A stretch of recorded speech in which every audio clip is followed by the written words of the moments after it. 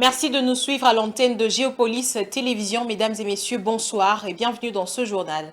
Voici le sommaire de ce soir. Procès en flagrance des inciviques dans le cadre de l'opération Ndobo. Un bandit urbain appelé communément Kuluna a été condamné à mort à l'issue d'un procès retransmis en direct sur la RTNC. Et puis la police qui s'emploie à débarrasser Kinshasa des Kuluna s'active également à nettoyer ses propres rangs. 18 policiers et militaires au comportement déviant ont été présentés ce mardi au commissariat provincial de la police. Et à l'international, en Angola, le bras de fer continue dans le domaine de transport entre les centrales syndicales et le gouvernement concernant le réajustement des salaires de la fonction publique. Le gouvernement angolais a garanti 25% de l'augmentation des salaires au premier trimestre de 2025. Le prévenu Issa a été condamné à mort par le tribunal de garnison de Kinshasa Matete, siégeant en audience foraine dans le procès de Gianni Matali Missivoli, jeune amputé d'une main par les Kuluna le 12 janvier 2025 dans la commune de Limba. Le condamné devra également payer l'amende de 100 000 $ américains en francs congolais. Ces assises ont connu la présence du ministre d'État Constant Moutamba, du ministre provincial de l'Intérieur, du commissaire provincial de la police et du bourgmestre de Lemba et du coordonnateur de l'opération Zéro Kuluna. Et puis la police démantèle des réseaux de bandits à main armée au sein de ses propres rangs. Ce mardi 14 janvier, 18 individus présumés impliqués dans des activités de banditisme à main armée ont été présentés devant la presse au commissariat de la police à Kinshasa. Selon le commandant de la police de la ville, la Blaise Kilimbalimba, certains sont accusés d'avoir effectué des visites domiciliaires abusives, d'autres d'avoir dévié de leur mission et certains enfin d'avoir violé les consignes de sécurité. Maris Bouléli.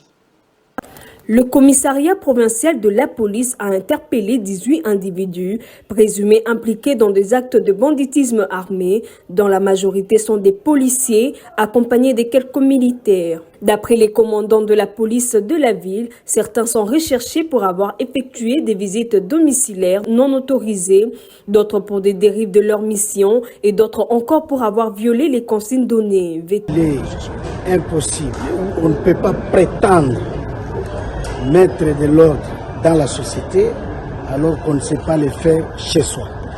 Chez soi, c'est cette particularité des éléments qui, de la police nationale ou des forces armées, se comportent mal. Le comportement de ces éléments, c'est ce qui a fait l'événement de ces jours, notamment entre eux, il y en a qui sont dans des visites domiciliaires indésirables, d'autres dans des déviations des missions, dans des violations des consignes. Parmi ces malfaiteurs, quelques membres de forces de l'ordre surnommés Poustoura, en raison de tracasseries qu'ils infligent aux citoyens, sont également impliqués. D'autres sont là comme des Poustoura. Ils roulent à moto, extorquent, pillent, ravissent tout ce qu'ils trouvent en chemin. Concernant la sécurité des personnes et de leurs biens, le chef de la police assure que des mesures ont été prises pour intercepter tous les auteurs de ces actes déviants. Ce sont des pratiques qui vont leur conduire à la dérive. Au pire, ce sont des mauvaises pratiques qu'ils doivent cesser, car à la fin, ce sont des condamnations. Ces présumés criminels seront présentés devant la justice. Certains seront jugés en procédure des flagrances, tandis que d'autres feront l'objet d'auditions en procédure normale. Il est à noter que 5 armes de guerre saisies entre les mains de ces présumés criminels ont été également présentées. Autre chose, les conducteurs des transports en commun de Kinshasa ont entamé leur grève ce lundi 13 janvier en raison de la réduction des tarifs de transport en commun partiellement suivi. L'appel à la grève a entraîné une hausse du coût de transport comme constaté sur le terrain. Pour obtenir des éclaircissements à ce sujet, nous avons contacté par téléphone M. Chardin Ngoï, président de la mutuelle pour la solidarité des chauffeurs au Congo. Monsieur Chardin Ngoï, quelles sont actuellement les revendications de chauffeurs à Kinshasa? À l'heure actuelle, les revendications des chauffeurs sont multiples et connues pratiquement de toutes les autorités et des Quinoises et Quinois. Mais ici, nous sommes dans un cas de figure où, après la publication de la grille tarifaire par l'arrêté du gouverneur signé le 17 décembre et publié le 7 janvier, il s'est fait qu'il y a un groupe de chauffeurs exploitant dans le secteur des transports rémunérés des personnes et des biens qui sont identifiés principalement ceux qui sont taximens des bus Sprinter, minibus, bus et taxibus, qui sont en train de revendiquer et disent que la grille tarifaire qui venait d'être publiée est irréaliste.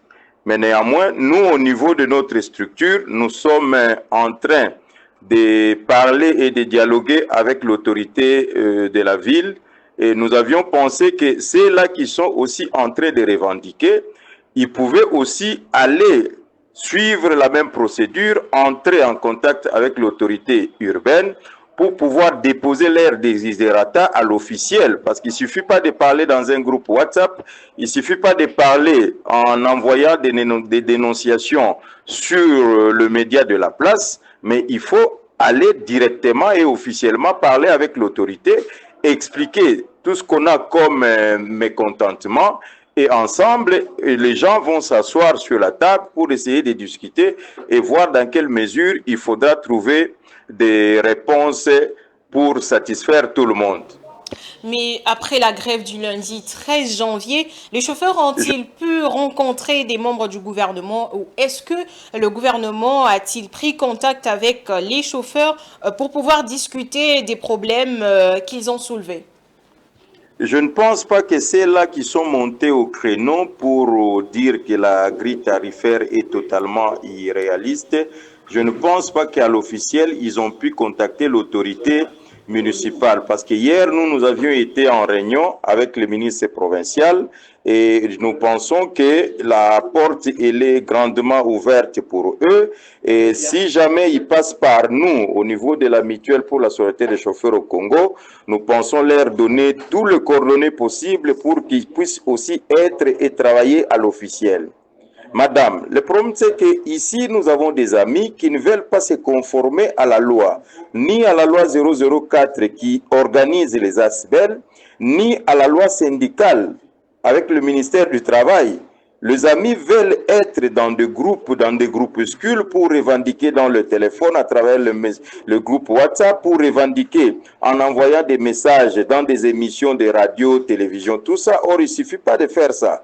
Il suffit de se constituer en un groupe très bien organisé, avec ou sans documents. Moi, je crois que l'autorité pourra ouvrir grandement les portes de ces bureaux et les recevoir pour qu'ils puissent discuter. C'est vraiment ça la voie possible qui peut permettre à ce que les amis continuent leur démarche. Parce que rester à la maison, cela va aussi créer d'autres problèmes. Parce que ce sont des pères de famille, ils ont des charges, ils ont des responsabilités. Nous avons appelé à tout le monde de pouvoir vaquer librement à leurs occupations. Il y a des processus pour parler entre l'autorité et les structures qui sont en contact avec la ville. Nous pensons que toutes les revendications des chauffeurs, que ce soit par rapport aux frais unilatéralement demandés par le propriétaire des véhicules, que ce soit l'affaire des routes, que ce soit l'affaire des tracasseries, j'ai dit tantôt que tout est connu et ça se passe au vu de tout le monde. Ils n'ont pas totalement tort. Leurs revendications peuvent être légitimes, mais c'est le canal par lequel ils sont en train d'utiliser qui me paraît ne pas vraiment être idéal. Mais Monsieur Chardin Ngoï, alors on voudrait savoir qu'adviendra-t-il si les réclamations des chauffeurs ne sont pas prises en compte? Au jour d'aujourd'hui, il y a plusieurs dispositions pour pouvoir exploiter dans le secteur des transports rémunérés des personnes et des biens. Il y a ceux-là qui sont en train de travailler avec les applications. Il y a aussi ceux-là qui doivent se conformer à la grille qui venait d'être publiée. Le temps peut-être de s'adapter, le temps peut-être de trouver des dispositions professionnelles pour pouvoir trouver vraiment des mécanismes appropriés pour s'en sortir. Mais néanmoins, nous fustigeons, nous condamnons le prix exorbitant, parce que par moment, quand il y a des embouteillages, ça fait que le client, le passager eux-mêmes se permettent même de négocier avec les receveurs, se permettent de négocier avec les chauffeurs. Mais est-ce que là, on dira que les chauffeurs sont en train d'exagérer avec les prix? Moi, je ne pense pas. Nous pensons qu'il y a bien moyen que l'autorité urbaine puisse aussi regarder les choses en face et essayer d'améliorer avec les infrastructures. Ils ont promis qu'ils sont en train de construire. Nous pensons qu'ils peuvent le faire jour et nuit pour permettre à ce qu'il y ait effectivement fluidité. Du côté des agents verrés, nous pensons qu'il y aura des sanctions afin de permettre que les chauffeurs puissent travailler librement, pas totalement dans l'anarchie, mais en respectant les prescrits plutôt de notre code de la route. Seulement, nous condamnons la violence d'où qu'elle vienne. Hier, il y a des images qui ont circulé où on était en train de caillasser le bus, on était en train de caillasser le minibus, qui sont en soi un investissement. Il y a quelqu'un qui a pu constituer un capital et il s'est livré à un commerce, il s'est livré à une activité commerciale. Le transport rémunéré des personnes et des biens, c'est une activité purement commerciale où quelqu'un qui a misé son capital doit s'attendre à produire des bénéfices. Alors quand la violence s'invite, nous pensons que c'est quelque chose qui n'est vraiment pas très bien, parce que nul n'est censé ignorer la loi, mais autant aussi nul ne peut se rendre justice. Donc quand il y a une faute commise ou contravention commise, nous pensons qu'il y a le service de l'État attitré où chacun pourra se référer afin qu'il y ait quiétude sur les acteurs de la ville-province de Kinshasa. Merci à M. Chardangoy d'avoir répondu à notre appel. Toujours dans l'actualité, il y a près de 2 ans, le quartier Kingabwa avait bénéficié de la construction de 11 km de route. Les travaux avaient démarré en grande pompe avant de s'arrêter rapidement, plus de reprendre près d'une année plus tard pour s'interrompre à nouveau, plongeant les habitants encore plus dans le désespoir et laissant les routes dans un état toujours aussi pitoyable. Le cas le plus frappant est celui de la route de Koweït qui va du marché appelé Wenzeambila à Kulumba. Gigi Nende pour le constat.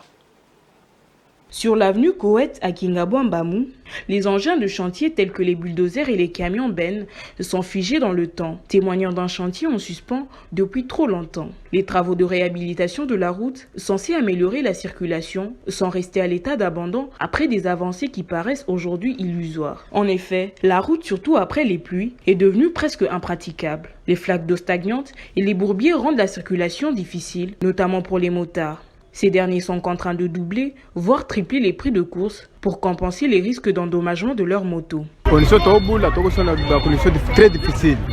Et puis, donc, dans la mamaï. Pour ma moto, tikuna. So, ma tipri, à aucun té. So, qui tipri, yo pe moto, zo beba. Mais na to blendeni. Très rapide. Une telle situation rend le service de transport moins fiable et surtout inaccessible pour une grande partie des usagers qui sont déjà fragilisés économiquement. Moto, dès ce moment moto fait comme à 2000 à 4 points parce que nzele za mabulu. Il faut kota banzela et vraiment nzelo pour na oleka ezama désert ou beba. Une autre route partant d'Iveco et TP, principale entrée dans Kingabwa profond, est totalement délabrée. Pour les usagers, les promesses de réhabilitation, trop souvent non tenues, doivent enfin se concrétiser pour éviter aux Congolais de ce coin de demeurer dans la précarité liée à l'insuffisance des infrastructures. Il est important de rappeler que les travaux de réhabilitation de près de 11 km ont été entamés il y a presque 2 ans à Kingabwa. L'initiative avait commencé en grande pompe juste avant l'année électorale, mais après l'installation des caniveaux, les travaux ont été stoppés net. Le gouvernement congolais, faute de pouvoir financer sa part de préfinancement de 30%, a laissé l'entreprise contrainte dans l'incapacité de poursuivre les travaux. Il y a à peine 2 mois, un espoir renaissait avec la reprise des bruits des chantiers, signe que l'État avait enfin payé sa part. Toutefois, cette reprise fut de courte durée, car les engins se sont à nouveau tus et la situation est restée en l'état. Et dans une vidéo devenue virale sur les réseaux sociaux, une alerte a été lancée concernant la qualité des travaux de construction des caniveaux sur le tronçon compris entre Kalalawa-Kata, PK0 et PK5. Afin de vérifier les faits, notre équipe a contacté l'auteur de la vidéo qui a confirmé les informations, affirmant qu'après 72 heures de maçonnerie, l'ouvrage ne parvenait toujours pas à se solidifier. Francine Moukeba. Dans une vidéo publiée sur YouTube, mais supprimée après, un homme alertait sur la qualité des travaux de construction des caniveaux réalisés par Safrimex dans la ville-province d'Ikassai oriental sur les tronçons compris entre Kalalawa-Kata, PK0 et PK5, travaux qui s'avèrent défectueux. Interviewé par nos soins pour plus de précision, l'homme soutient que les mélanges utilisés n'étaient pas conformes car après 72 heures de maçonnerie, l'ouvrage n'est parvenu toujours pas à se solidifier. Dire que la qualité des caniveaux construits sur la RN1, Mbujimaï-Kananga, sont tous de mauvaise qualité, ça c'est d'une mauvaise foi. Toutefois, nous ne pouvons pas fermer les yeux car nous nous connaissons très bien. Nous, je parle bien de la main-d'œuvre locale, parce que Safrimex n'a pas importé la main-d'œuvre, c'est nos frères kassaïens qui travaillent. On se connaît très bien dans le système habituel.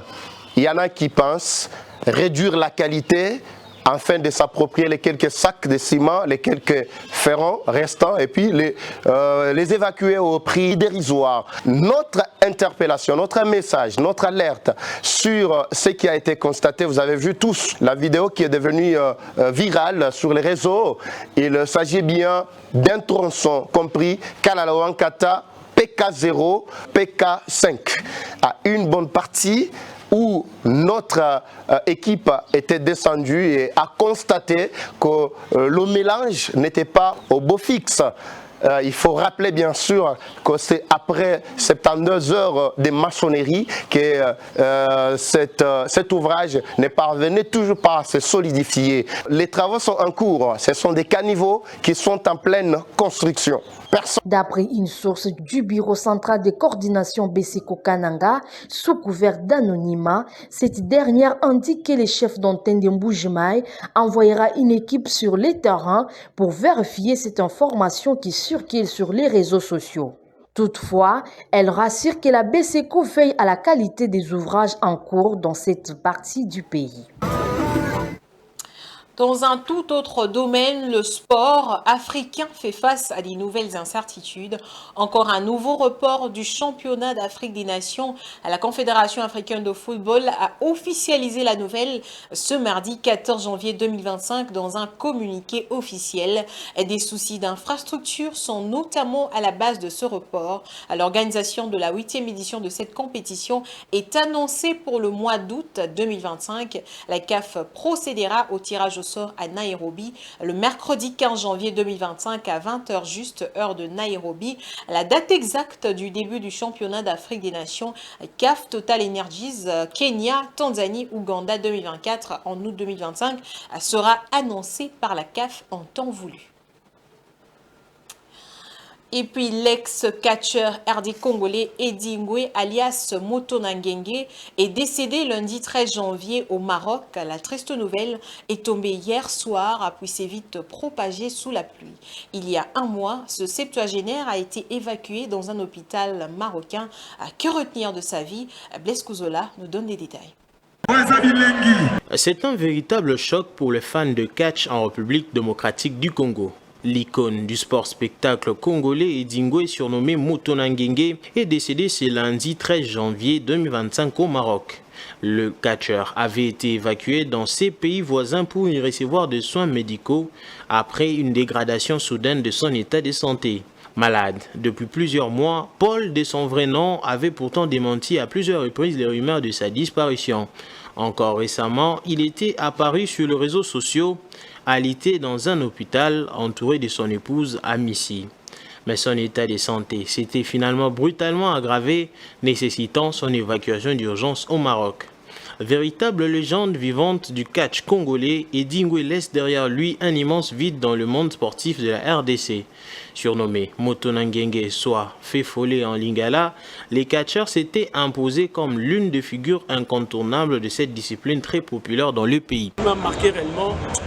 Bon, il était grand dans notre échiquier sportif. C'est grand, c'est une icône vraiment en tout cas. J'ai beaucoup de respect envers lui vraiment en tout cas. Il a valorisé notre catch et puis tant de choses vraiment en tout cas. Il a dit, il y a sportif depuis Tongo. Autant que tu as la Mickey, na Barumu, tant que tu as fait Barumu, na Baveme, na Bobo Selemane, Balisapo, Banatouana. Il y a des catch de bandade, il y a des qui est vraiment bien, l'assurance, la sécurité, tout ça là.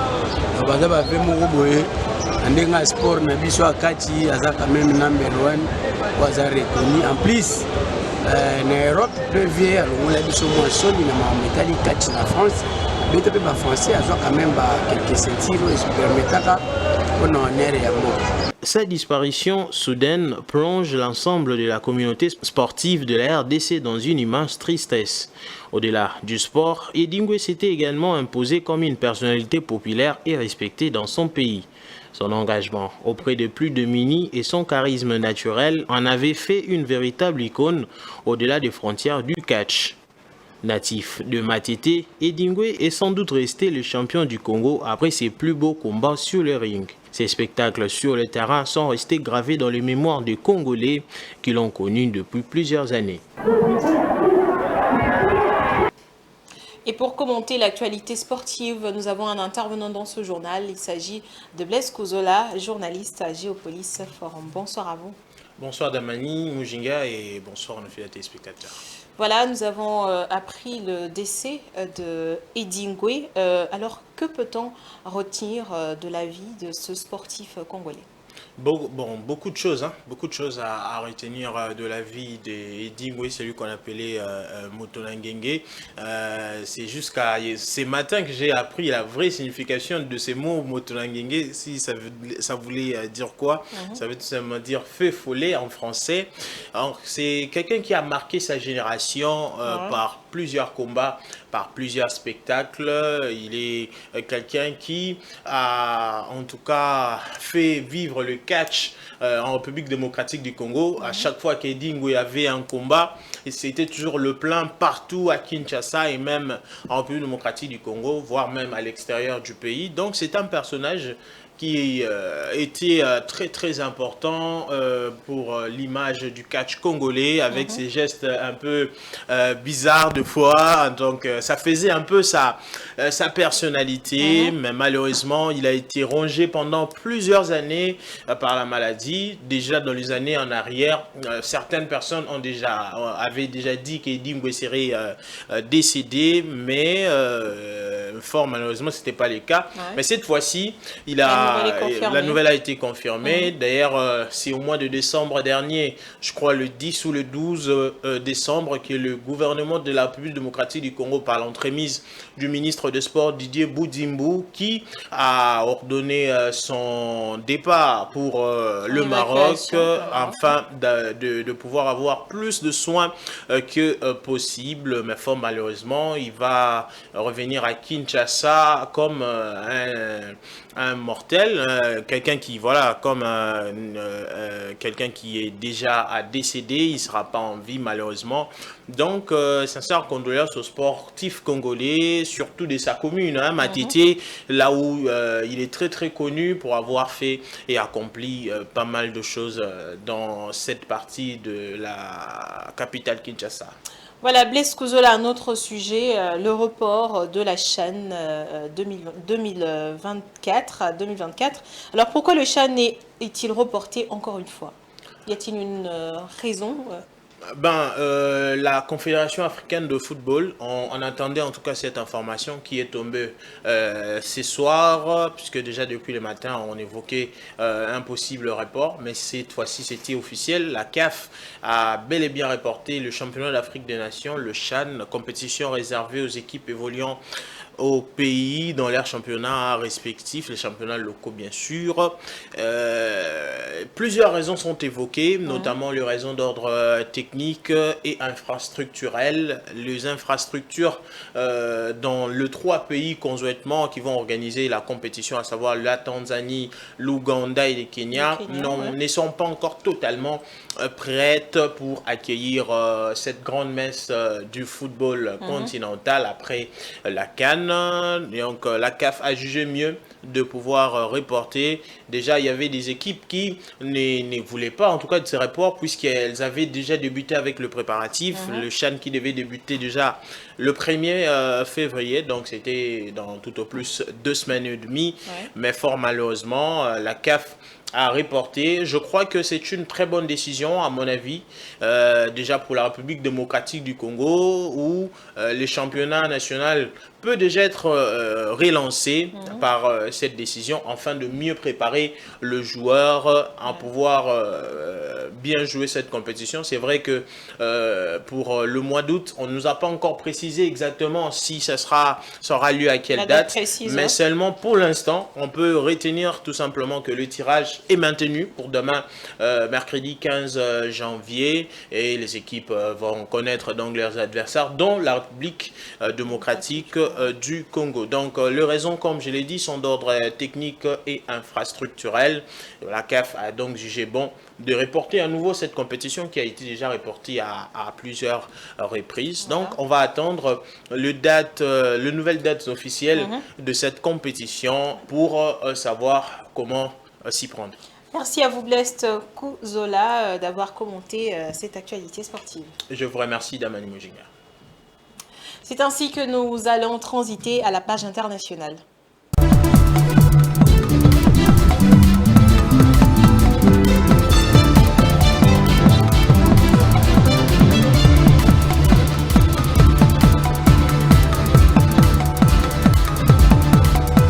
Dans le domaine de transport, le bras de fer continue entre les centrales syndicales et le gouvernement angolais concernant le réajustement des salaires de la fonction publique de 25% qui a été unilatéralement reporté par l'exécutif en mars 2025. Le gouvernement affirme que l'ajustement dépend du changement du diplôme qui fixe le salaire minimum national. Le gouvernement a garanti que l'augmentation des salaires de 25% qui entrera en vigueur au premier trimestre de cette année et inclura des paiements rétroactifs pour janvier. Suivez. Après avoir annoncé une augmentation des salaires de 25% dans la fonction publique, pour janvier 2025, le gouvernement angolais a reporté l'ajustement des salaires pour mars. Face à la décision unilatérale du gouvernement, les syndicats ont exprimé le 10 janvier 2025 leur mécontentement, prévenant l'exécutif d'assumer les conséquences qui en découlent, car les accords doivent être respectés dans leur totalité et non en partie. Malgré la pression de syndicats, le gouvernement n'a pas reculé et maintient que l'ajustement de 25% de salaire de la fonction publique prévu dans le budget général de l'État 2025 n'interviendra qu'avec rétroactif de janvier 2025. La classe syndicale exige que l'accord soit concrétisé dans le délai fixé et menace d'engager de poursuites judiciaires si le gouvernement dévalorise la paix de syndicats. Quelles que soient les positions définies par le gouvernement, les travailleurs attendent la mise en œuvre de l'accord concernant l'augmentation salariale de 25% pour fin janvier 2025. Et puis l'Afrique s'apprête à connaître une accélération de sa croissance en 2025, selon plusieurs prévisions optimistes, dont celle de Brookings. Pourtant, la conjoncture reste fragile entre dettes élevées et vulnérabilité climatique. Rappelons que la route de la reprise est semée d'incertitudes. Blest Kouzola. Le PIB de l'Afrique devrait enregistrer une croissance de 4,2% en 2025. Cette prévision optimiste laisse entrevoir une accélération par rapport au taux de 3,1% enregistré en 2023 selon la BAD, marquant ainsi une reprise notable après une période marquée par des pressions inflationnistes, des difficultés d'accès au financement ou encore les effets prolongés de la pandémie de Covid-19.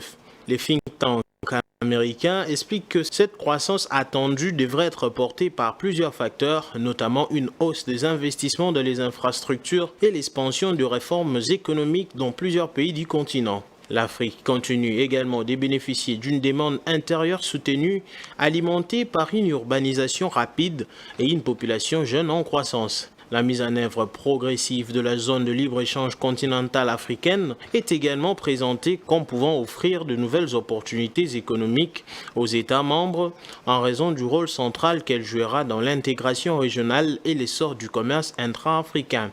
En revanche, les auteurs mettent en garde contre plusieurs risques qui pourraient peser sur cette prévision. La dette extérieure reste un défi majeur, avec près de la moitié des pays africains classés comme étant en situation de détresse ou à risque élevé de détresse financière. La Banque mondiale, dans une note publiée en octobre 2024, anticipait une accélération de la croissance à 4% en 2025 et 2026, mais avait indiqué que les perspectives économiques de la région restent incertaines malgré la baisse de l'inflation mondiale et l'amélioration de l'activité mondiale.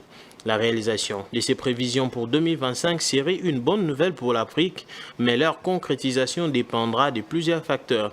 La poursuite des réformes structurelles, la gestion prudente de la dette publique et des politiques visant à renforcer la résilience face aux chocs climatiques seront déterminantes pour garantir une croissance durable.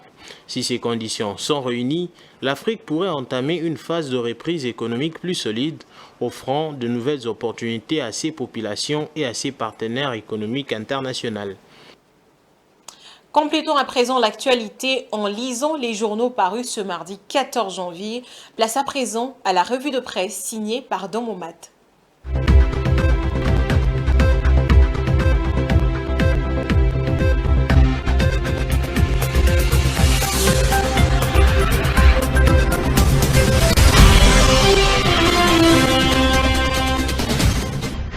Mesdames et messieurs, bonsoir et bienvenue à cette revue de presse. Le phare commence par revenir sur l'opération militaire Caterpillar 2, lancée par les forces armées de la RDC et FARDC en partenariat avec le patriote Wazalendo. Cette opération vise à libérer les villes et localités occupées par l'armée rwandaise et ses supplétifs du M23 dans les provinces du Nord et Sud Kivu. Cependant, un nouveau front s'est ouvert contre les FARDC, l'intoxication médiatique.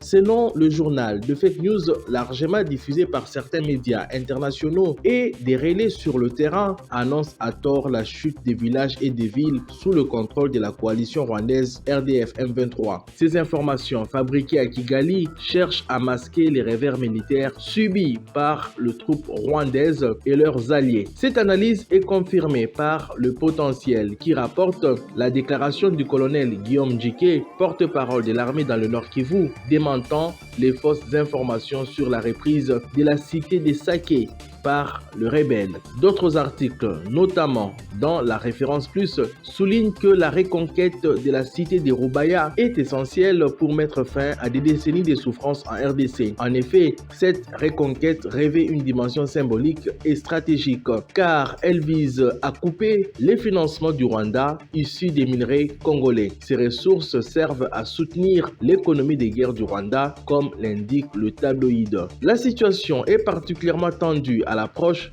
de l'investiture de Donald Trump aux États-Unis, un événement que Paul Kagame semble redouter. Selon Info27, le président rwandais se trouve de plus en plus isolé sur la scène internationale et cherche à diffuser des messages de déstabilisation pour faire diversion. Toutefois, la pression exercée par la RDC pour mettre un terme à cette guerre de l'Est se renforce avec un engagement clair de Kinshasa pour défendre sa souveraineté et restaurer la paix. Patrick Mouyaya, ministre de la Communication et porte-parole du gouvernement, a réaffirmé lors de son intervention le 13 janvier sur Radio Okapi que Paul Kagame est le principal obstacle à la paix dans l'est de la RDC. Sur le plan social, Forum des As mentionne la grève des conducteurs des transports en commun qui a paralysé la capitale Kinshasa le lundi 13 janvier. Des scènes de foule intenses ont été observées dans les arrêts des bus où des milliers de Kinois ont dû marcher de longues heures pour se rendre à leur destination faute de moyens de transport. Ce phénomène a plongé la ville dans un désarroi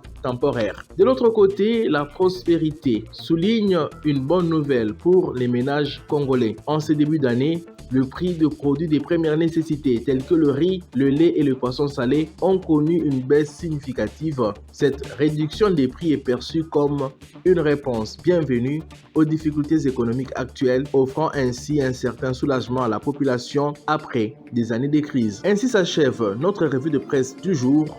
Au revoir.